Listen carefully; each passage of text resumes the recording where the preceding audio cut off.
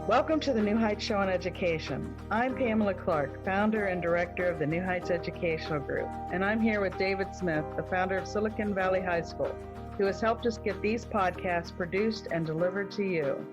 Yes, Pamela, when we saw the great things that you and your army of volunteers were achieving at New Heights, we wanted to get involved. We're happy to work with you to leverage the internet and make quality education accessible and affordable to everyone, everywhere. Thank you, David. We appreciate Silicon Valley High School helping us to get these podcasts out to the hundreds of thousands of listeners from all over the world. So I hope you enjoy the show.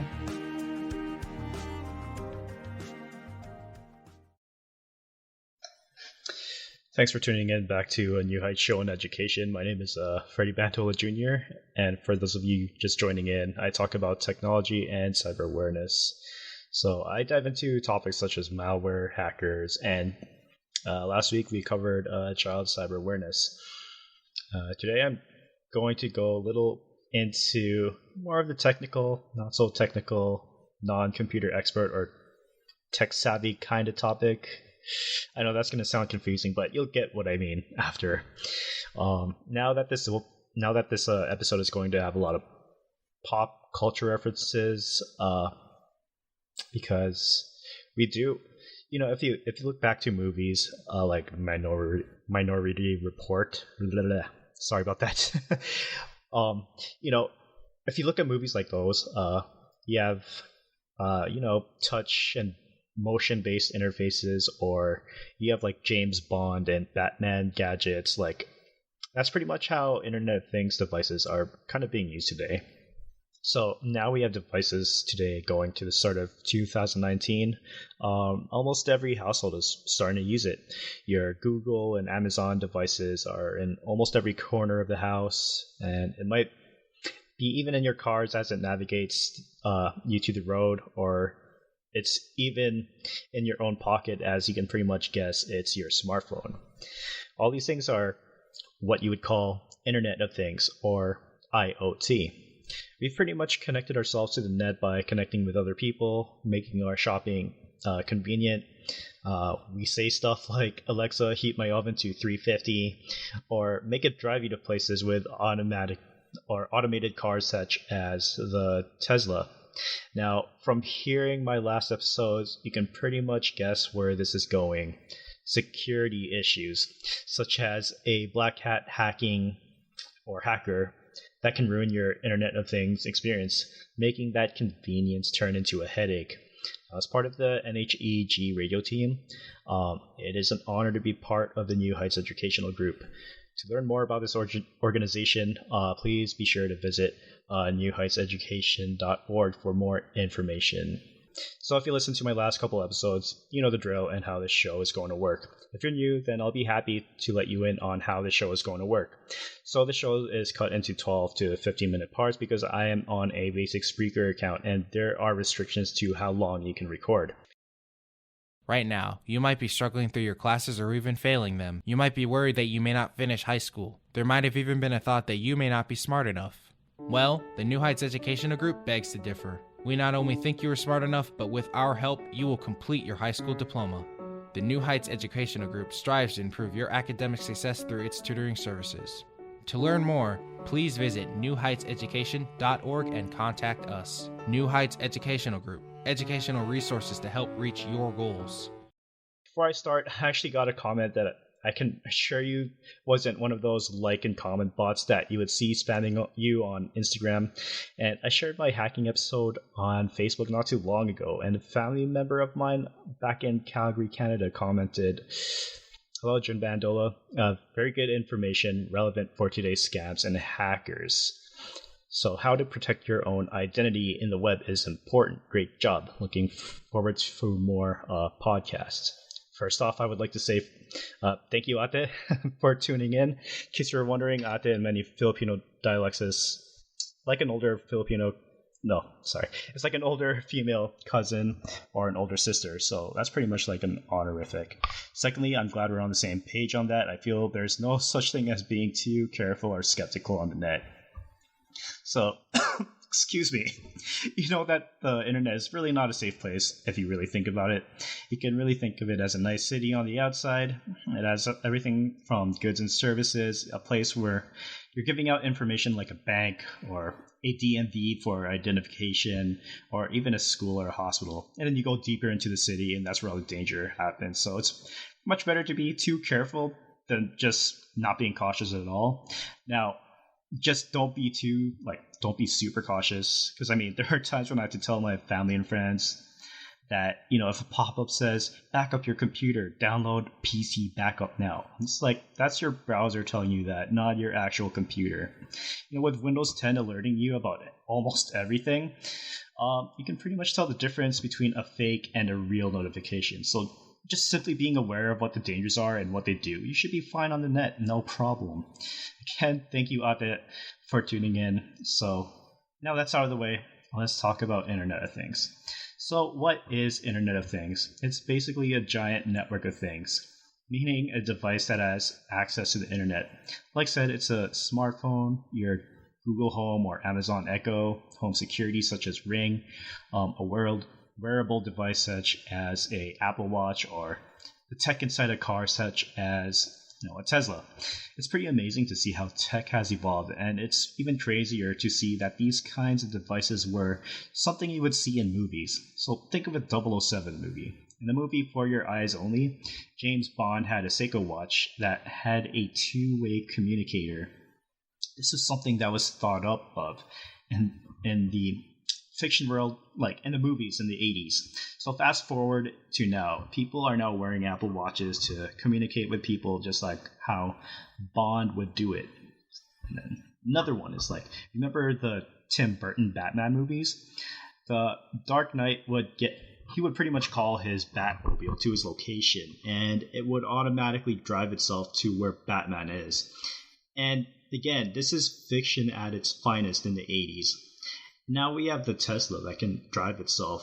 I remember I was watching a video of a Tesla Model X on autopilot, and the way it works is that it has the camera which identifies certain objects like a road sign, pedestrians, the lines on the road, and the camera color codes them as instructions for the car, so that it can safely maneuver around the world.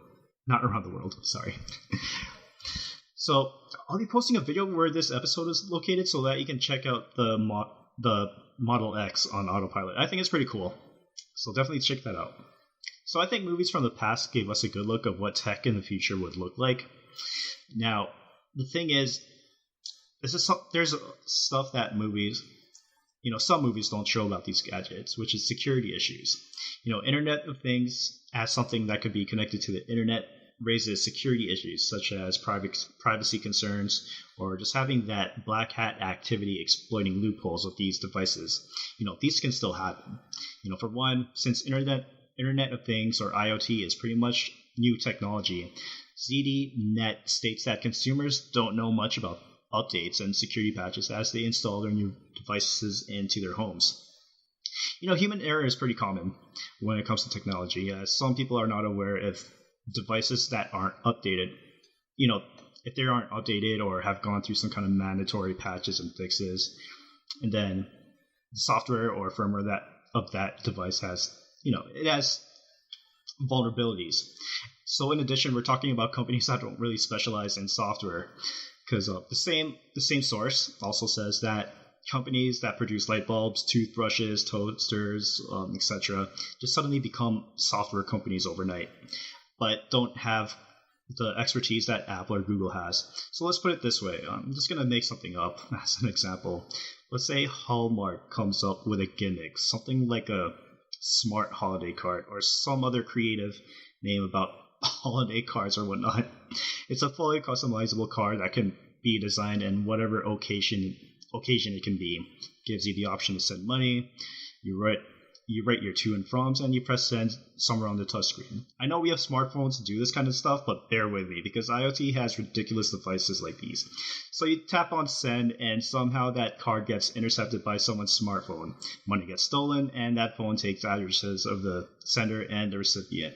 So for my example, Hallmark's gimmick won't work because it's not a company that does a lot of software and IoT related work. And if they did, with what little to no experience they have with tech, you would see that there's vulnerabilities in their software. So for this episode, we're going to talk about the pros and cons of IoT. And if you're planning to buy, or if you do own one of these devices, we'll talk about prevention and possibly a weekly tech tip if I do have time. So I'm going to end it off right here, take a short break, and we'll pick up where we left off.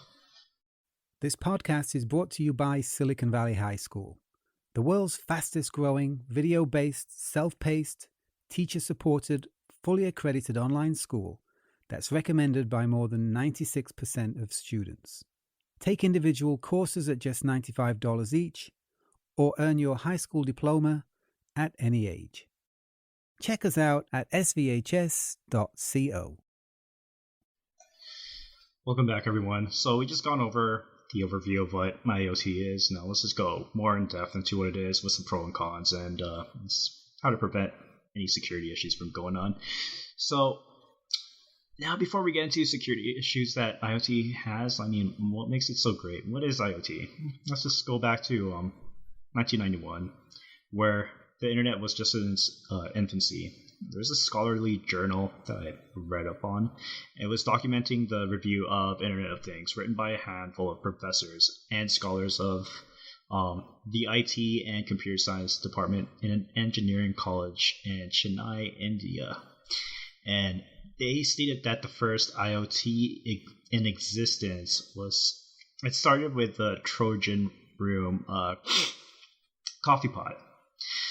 And this was actually the inspiration for the first webcam. So what this coffee pot basically was, it was a coffee pot being monitored by a camera by computer scientists at Cambridge University.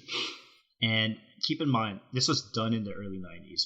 So this camera sent a live feed to these scientists, and this live feed would be streamed to their desktop on their computers using some kind of live streaming program called XCoffee. So these scientists would come into work knowing how much coffee was brewed into the pot. So now this was before streaming services were even a thing like YouTube or Twitch. Now, why was this considered an IoT? It was because the camera and coffee duo was pretty much all because this camera was connected to the network, which allowed these scientists from home to know how much coffee there was in their workplace before, they head off. Now let's fast forward to today. We have something called smart coffee makers. You can get a standard one that you can set to make your coffee in the morning, but what about using your phone to start brewing coffee? You wake up, and while you're getting ready for work, you get your phone out and the coffee is being made. So, just saving time as you shave your beard, curl your hair, or whatever it is you do before breakfast, it's brewing for you as you're getting ready for work. So with almost every device getting connected to the net, starting with a camera and the pot of coffee in the 90s, that opened a lot of possibilities for what devices can do on the internet for the user's convenience. It's kind of like the classic cartoon, the Jetsons. Now this is pretty much a show that pretty much envisioned what the future would be like with that tech around their house, from video conferencing calls to even a robot vacuum. Pretty close to what we have right now. All we need is houses above the clouds and flying cars. Now, this episode wouldn't be complete without talking about the cons and the security risks of IoT. So we'll be going over that. I remember there was a New York Times article not too long ago on the Amazon Echo, where a couple had their, a regular conversation almost sent to other people on their contacts list. What happened was that while they were having a normal conversation going, the name, I guess the name Alexa was mistakenly heard, and Alexa asked who to send that voice recorded message to.